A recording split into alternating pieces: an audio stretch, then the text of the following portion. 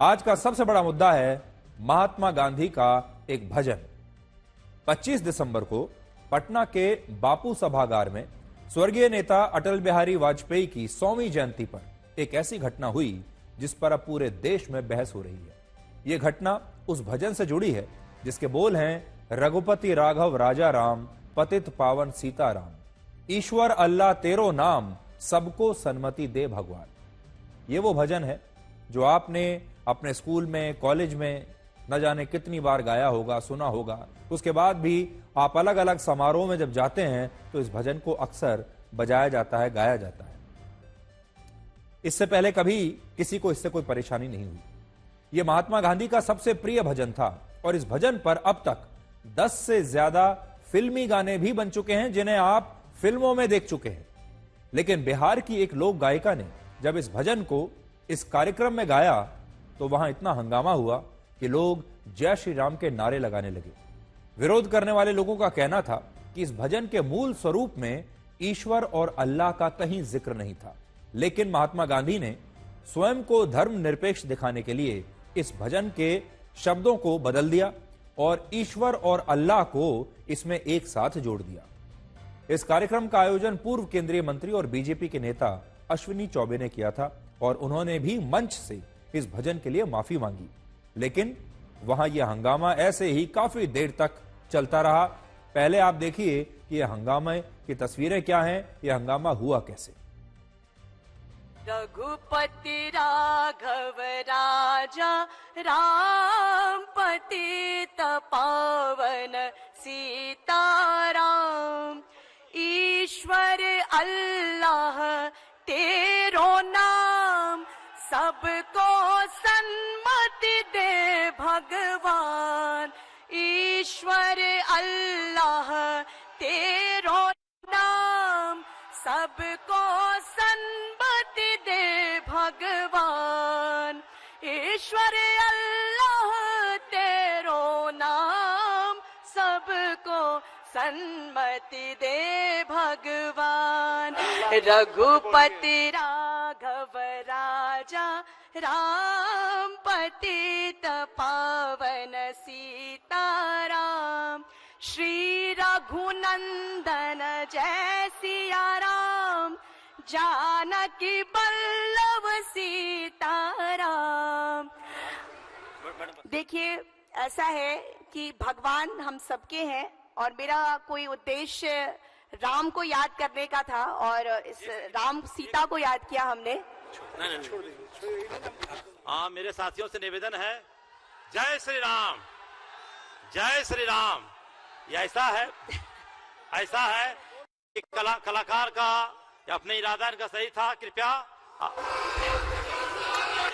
अच्छा, एक जय श्री राम मैं चाहती हूँ, सॉरी। हाँ, देखिए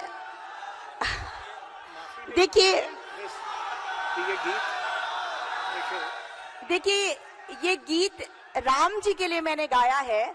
इस गाने से आपको कोई भी, मुझे लगता है कि हर्ट होने की जरूरत नहीं है। अगर आप हर्ट हुए हैं उसके लिए मैं सॉरी कहना चाहती हूँ। एक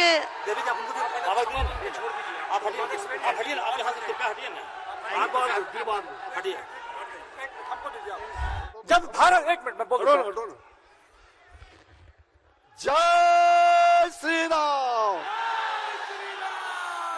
जय श्री राम, जय श्री राम।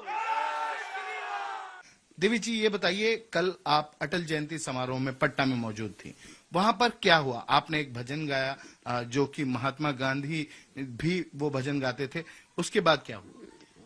मैंने गाना जब शुरू किया तब तक तो माहौल ठीक था, लेकिन जैसे ही उसमें लाइन आई, ईश्वर अल्लाह तेरो नाम, तो अल्लाह के नाम से कुछ जो वहां पे लोग थे उनको विरोध उन्होंने शुरू कर दिया और बहुत ज्यादा हंगामा शुरू कर दिया। हंगामा इस कदर उन्होंने करना शुरू कर दिया कि जो आयोजक थे वो लोग भी अफरा तफरी में आ गई कि आखिर इसको कैसे मैनेज किया जाए। मैं भी घबरा गई कि भाई क्या मैटर क्या हो गया।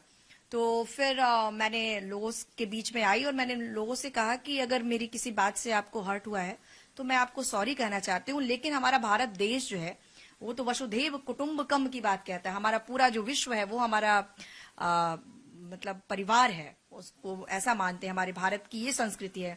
हिंदू धर्म तो सबको लेके चलने वाला धर्म है, लेकिन अगर किसी को अल्लाह से प्रॉब्लम है तो मैंने उसके लिए सॉरी भी उन लोगों को बोला। छोटी सोच का परिचय जिन लोगों ने भी ऐसा किया है, उन्होंने बहुत छोटी सोच का परिचय दिया है। और ये भजन जो है वो महात्मा गांधी जी का प्रिय है, तो कहीं ना कहीं आप महात्मा गांधी जी का भी असम्मान कर रहे हैं इस गाने का विरोध करके। तो ये काफी दुखद था और मैंने कभी भी ऐसा सोचा नहीं था। ये मेरी कल्पना से भी परे की बात है कि रघुपति राघव जैसे गाने पे कोई विरोध कर सकता है। ये मतलब मेरे सोच से परे की बात है। अब बड़ा सवाल यह है कि महात्मा गांधी के इस भजन पर ये जो विवाद हुआ है, इसके पीछे लोगों की असहनशीलता है या इसके पीछे वो जागृति है जो लोगों में अपने सही इतिहास और संस्कृति को लेकर आई है। आजादी के बाद से अब तक हमारे देश में ऐसी कई फिल्में आई हैं जिनमें इस भजन को उन्हीं बदलावों के साथ यानी उन्हीं शब्दों के साथ प्रस्तुत किया गया जो शब्द गांधी जी ने प्रयोग किए थे। गांधी जी अक्सर इस भजन को गुनगुनाया करते थे और वो इस भजन के जरिए हिंदू मुस्लिम एकता और सद्भाव की अपील अक्सर करते थे। और उस समय गांधी जी का प्रभाव ऐसा था कि लोग इस भजन को असली मानने लगे और इसके असली स्वरूप को भूल गए और लोगों ने गांधी जी द्वारा संशोधन किए गए भजन को सहर्ष स्वीकार कर लिया। और हमारे देश में इस पर इससे पहले कभी कोई विवाद नहीं हुआ। सोचिए, विवाद हो रहा है अब 94 वर्ष बाद 2024 में। महात्मा गांधी 1930 में दांडी मार्च के दौरान इस भजन को गाया करते थे, तब किसी ने कुछ नहीं कहा और अब 2024 में लोगों को आपत्ति हो रही है। वर्ष 1970 में एक फिल्म आई थी जिसका नाम था नया रास्ता। इस फिल्म में जितेंद्र और आशा पारेख जैसे बड़े कलाकार थे और इस फिल्म में उसी भजन को दिखाया गया था जो गांधी जी गुनगुनाया करते थे। आप भी 52 वर्ष पुराने इस गाने का अंश आज देखिए जिसे उस जमाने में मशहूर गायक मोहम्मद रफी ने गाया था और इस फिल्म में इस गाने का प्रयोग हुआ था। अब आप देखिए, 1970 में यह फिल्म आई, बड़े बड़े कलाकार हैं, मोहम्मद रफी जैसे बड़े गायक ने इसे गाया और इसमें वही शब्द हैं जो महात्मा गांधी ने प्रयोग किए थे और सब कुछ वैसा ही है जैसा आज इस भजन में गाया गया। वर्ष 1998 में जब शाहरुख खान की फिल्म कुछ कुछ होता है आई, यह भी एक बड़ी सुपरहिट फिल्म थी, कुछ कुछ होता है, तब उस फिल्म में भी इस भजन को इन्हीं बदलावों के साथ दिखाया गया जो बदलाव इस भजन में गांधी जी ने किए थे। यानी ईश्वर अल्लाह तेरो नाम, ईश्वर और अल्लाह को एक साथ रखा गया। लेकिन तब भी इस पर कोई विवाद नहीं हुआ और इसका एक कारण यह था कि लोगों को इस भजन के सही इतिहास के बारे में जानकारी थी ही नहीं। अब देखिए, सही भजन क्या है। इस भजन के मूल स्वरूप को लेकर वैसे तो कई दावे किए जाते हैं, जिनमें एक दावा यह है कि 17वीं सदी में एक प्रतिष्ठित कवि और संत स्वामी रामदास ने इस भजन को लिखा था और इस भजन में अल्लाह शब्द कहीं नहीं था। यह भी कहा जाता है कि भक्ति साहित्य को बढ़ावा देने वाले पंडित लक्ष्मणाचार्य ने इस भजन को लिखा था और गांधी जी ने उन्हीं के लिखे मूल भजन को संशोधित करके इसमें कुछ बदलाव कर दिए थे। इस भजन के मूल शब्द क्या थे? तो भजन के मूल शब्द थे रघुपति राघव राजा राम, पतित पावन सीताराम, सुंदर विग्रह मेघा श्याम, गंगा तुलसी शालिग्राम। ये भजन के मूल शब्द थे, असली भजन ये था। लेकिन कहा जाता है कि गांधी जी ने इस भजन को संशोधन के साथ इस्तेमाल किया और इसमें सुंदर विग्रह मेघा श्याम और गंगा तुलसी शालिग्राम की जगह ईश्वर अल्लाह तेरो नाम, सबको सन्मति दे भगवान, इस लाइन को जोड़ दिया। इस बात के साक्ष्य कहीं नहीं मिलते कि गांधी जी ने ही इस भजन के मूल स्वरूप के साथ यह बदलाव किया था, इसके साक्ष्य कहीं नहीं है। लेकिन इस बात के साक्ष्य जरूर मौजूद हैं कि इस भजन में मेघा श्याम और शालिग्राम जैसे शब्दों को ईश्वर अल्लाह तेरो नाम से बाद में बदल दिया गया और गांधी जी ने ही इस बदले हुए भजन को लोगों में स्वीकृति दिलाई और समाज के हर वर्ग में यह भजन गाया जाने लगा। अब आपको आज की इस घटना का एक विश्लेषण बताते हैं जो इन 4 बातों में छुपा है। इस तरह की घटनाएं हो क्यों रही है? तो पहली बात यह कि अब हमारे देश में लोग असहनशील होते जा रहे हैं। एक बड़ा सवाल यह है, तो क्या इसका कारण यह है कि देश में लोग असहनशील हो रहे हैं? दूसरा, लोगों में अपनी संस्कृति और इतिहास को लेकर जागरूकता आ रही है। तीसरा, समाज में अब धार्मिक कट्टरता बढ़ रही है। और चौथा, आपने यह भी नोट किया होगा कि लोग अक्सर यह कहते हैं कि पहले ऐसा नहीं हुआ करता था। इस तरह की जो घटनाएं हैं ये अब से बस 10-12 साल पहले से ज्यादा देखने को मिल रही हैं। पहले ऐसा नहीं था, पहले सब मिलजुल कर रहते थे। 70 के दशक में, 80 के दशक में, 90 में और 2000 की भी शुरुआत में। लेकिन अब 10-12 वर्षों से ये कुछ ज्यादा ही हो रहा है। लोग ऐसी बातें करते हैं। बाहर भी अगर आप जाएंगे आपने भी बातें सुनी होंगी कि पहले ऐसा नहीं होता था। तो इसका क्या कारण है? क्या हमारे देश के लोग बदल रहे हैं? धर्म बदल रहा है? असहनशील होते जा रहे हैं लोग? धार्मिक कट्टरता बढ़ रही है? कुछ भी हो सकता है। लेकिन इसका एक और बहुत बड़ा कारण है सोशल मीडिया, जिसका उदय भी हाल के 10 वर्षों में हुआ है। आपने शायद यह बात नोट नहीं की होगी। हमारे देश में सोशल मीडिया, इंटरनेट, ये सब चीजें जितना पिछले 10 साल में बढ़ी हैं, इतना इससे पहले नहीं हुआ करती थी। हमारे देश में आज 400 से भी ज्यादा न्यूज चैनल्स हैं जो 24 घंटे लाइव रहते हैं और देश के हर कोने कोने से हर छोटी बड़ी खबर आपको दिखाते हैं। और आज हमारे देश में 80 करोड़ लोगों के हाथों में स्मार्टफोन है।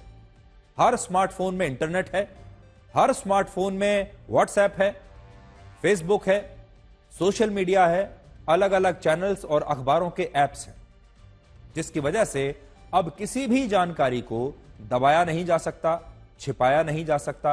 और हमारे देश में लोगों के पास अलग अलग साधनों से, अलग अलग स्रोतों से न जाने कितनी जानकारी पहुंच रही है जो कि इससे पहले नहीं पहुंचा करती थी। आप याद कीजिए, इससे पहले किसी भी फिल्म, किसी भी पुस्तक या लेख या किसी शो पर प्रतिबंध लगाकर ऐसी जानकारियों को दबाना बहुत आसान काम हुआ करता था।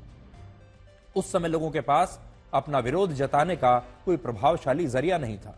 ना टीवी हुआ करते थे उस समय, ना 24 घंटे के चैनल होते थे, ना इंटरनेट था और ना ही सोशल मीडिया था। उन्होंने कल एक गाना गाया, रघुपति राघव राजा राम पतित पावन सीता राम ईश्वर अल्लाह तेरो नाम गाए। तो हम सभी ने कहा कि ये तो गांधी जी गाए हैं, आप जो लक्ष्मणाचार्य जी पूरा भजन गाए हैं उसको गाइए। वो भजन था, रघुपति राघव राजा राम पतित पावन सीता राम सुंदर विग्रह मेघा श्याम गंगा तुलसी शालीग्राम। ऐसे वो भजन था। हम लोगों ने उनको ये कहा गाने के लिए। न जाने कौन वैसे अज्ञानी है जिनको राष्ट्रपिता महात्मा गांधी की ये उक्ति दिलो जान से स्वीकार नहीं होता है, जबकि भाजपा के संविधान में लिखा हुआ है गांधीवादी समाजवाद। तो कम से कम गांधीवादी समाजवाद का सम्मान करिए, तो राष्ट्रपिता का तो सम्मान करना ही चाहिए। जैसे कि मैं सो रहा हूँ तो पिताजी को जगाना है मुझे, तो वो डायरेक्ट उठाने के बजाय, और हिंसा की परंपरा मेरे यहाँ नहीं थी सौभाग्य से, तो वो क्या करते थे कि उस कमरे में आ जाएंगे या बाहर से गुजरेंगे और चौपाई बोलेंगे, प्रात काल उठ गए रघुनाथा मात पिता गुरु नावई माता। कभी कभी मैं गुस्से में उठ करके, अरे पापा, चरण स्पर्श किया और सो गया। मैंने कहा अब मत उठाना।